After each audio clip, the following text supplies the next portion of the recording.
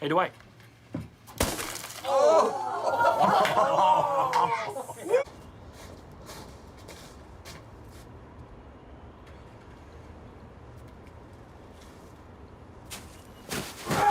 Thank you for being here, subscribed or not. And if you haven't joined the 49% Elite Humans, consider hitting that button if you enjoy the videos, as the Mariners being in the driver's seat over Houston to clinch the AL West division is like, I don't know, watching the Chiefs lose in the playoffs or Super Bowl or something. You know it's possible. You know it probably should happen at some point. It's bound to happen, but you can't truly believe it till you see it, because year after year, there just seems to be this devil magic that makes it not happen. I mean, the last 2 years, the Astros have really not fully been in the driver's seat for the division, unlike the many years leading up to that, where the division was pretty much locked up by beginning or middle of September every year. But 2 years ago, they finished tied with the Rangers and won it through a tiebreaker and freaking lost to those Rangers anyway. And then last year, literally only won the division because nobody else wanted to. They were like, here you go, please take it. If the Mariners had a halfway decent offense, they would have had it locked down. But nope, have at it, Houston, only for the Tigers to treat them like they were dirt. And it really did look like the Astros were just going to be the winners this year, because the Mariners fell off. Again, new year, same shit, same old script. Seattle started off the season hot. They had a great April, but fell off for May and June. Not by sucking necessarily, just by being mid. But with baseball being the long-ass marathon that it is, you can't expect any team to be dominant every month. It's the grind, or like Miley Cyrus once said, the climb. You know, it really is just continuing to fight, and especially with the division that they're in, the Mariners were never really on the outside looking in. So after a couple mid months, they had a couple solid months, but the middle to end of August was rough, and a part of what made it seem like Houston was just going to take the division again by default. The Mariners were actually on a roll going into Baltimore, won the first game of that series before getting walked off on, and that was the start of a 2-8 stretch. And to start this month, September, a month they've been so great, it actually adds another layer to just how great they've been lately, because the Mariners actually lost the first 4 games of this month. They were coming off a series loss in Cleveland to end August, then bam, to start September, getting punched in the mouth in Tampa, getting swept by the Rays, and dropping their first game in Atlanta. Well, turns out something happened that night in the Mariners clubhouse, whether it was some forbidden rituals, some freaky spells being passed around, drinking blood, I don't know. I'm definitely not going to ask, but these boys have been on one since that loss to the Braves. They went out the next night winning 10-2, thought that was pathetic, so won 18-2 the next day. I mean, the Mariners went from playing so bad, fans were pretty much just ready to move on to watching the Seahawks, to playing so well, they were scoring more than the literal Seahawks on a day both teams played. Now back home for a 7-game homestand, a homestand that included a couple of walk-offs, and also a homestand that didn't include any Mariners losses. Then off to Kansas City, where they finally did lose a game, but sandwiched in between 2 wins, one of them featuring something we've never seen before. So Dominic Canzone hits into a simple routine ground out for the second out of the 8th inning. Not much to think about here, except apparently there was. The Mariners challenged that the Royals were illegally shifted during the play. No infielder can have contact with the grass as the pitch is being thrown, so that would go as an interference violation. And during replay review, replay showed in 4K 1080p that Michael Massey's foot was on the outfield grass as the pitch was thrown. So the call was overturned, and Canzone was awarded first base, with Massey being charged with an error.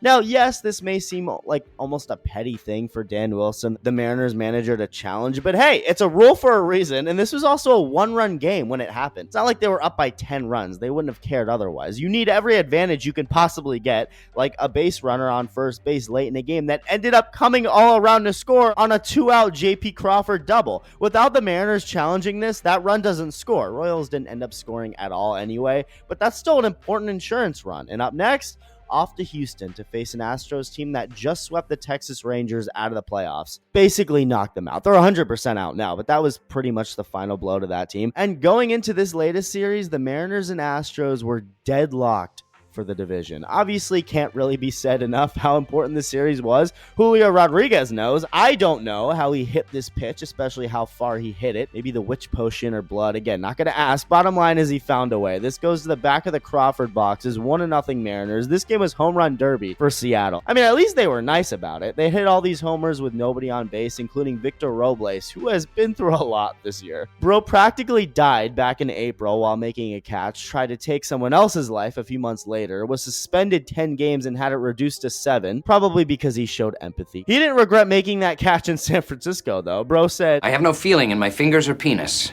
but I think it was worth it."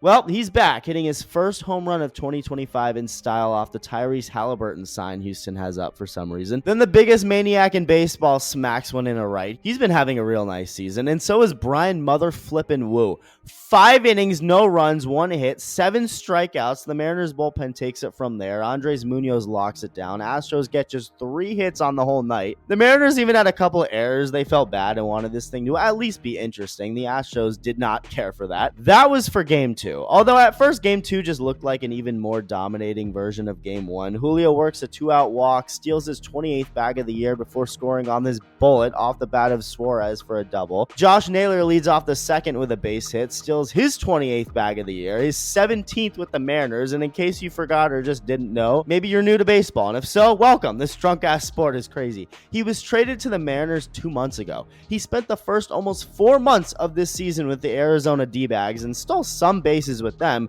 but not like this. He went from 11 stolen bases in over 90 games with the D-bags to 17 in about 50 games with Seattle. So there's been some sneaky witchcraft shit going on for a while now. Naylor gets to third on this sac fly and scores on another sac fly by Robles now. Robles has zero issue sacrificing himself if it means it helps the boys. We know that. Next inning, Cal Raleigh, who struck out in the first, says screw you and hits his 57th home run of the year. Couldn't come off a better guy, too. Pitching, shame. But oh well, Cal parked his record-breaking home run, his record-setting home run, I should say, in the Astros bullpen. He now has the most amount of home runs in a season in Mariners history. That's pretty badass. He walks in his next at-bat. Julio base hit. Jorge Polanco base hit. Bases loaded. Nowhere to put Josh Naylor, but he gets put on anyway. That forces another run home. Again, real shame this happens to the guy pitching. He gets taken out. Dominic Canzone says this party ain't over. Base hit. Another run scores. Skip to the 7th. Still 5-0. Make that 6-0 after 2 straight doubles to start the inning. Meanwhile, George Kirby's dominating on his side of things. 7 punch-outs in his 6 shutout innings. Everything coming up Mariners yet again. In comes the Mariners bullpen and... 84.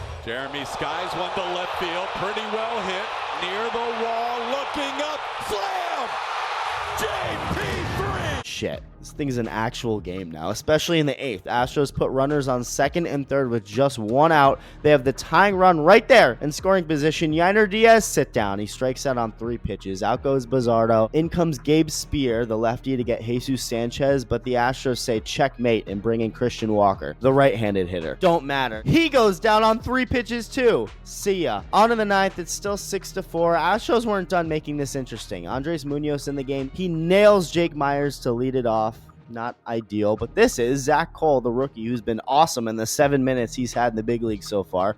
Goes down swinging. Munoz served him a steady diet of sliders. Strike 3, 1 out. But back to the not ideal stuff. He walks Jeremy Pena. A couple of these pitches were pretty close, the first and last pitch of the at-bat, but not close enough. He gets to first, so up comes Carlos Correa with runners on 1st and 2nd, and just 1 out. And he wasn't up there to take. First pitch swinging a miss at a slider. Munoz goes with the same strat for the next pitch. Correa swings and hits it this time for what looks like might at the very least drop down for a hit to score 1 run, if not 2, until Victor Robles spawned in and said, "This party's over." Fly ball, gap, right center field. And Double him up at second.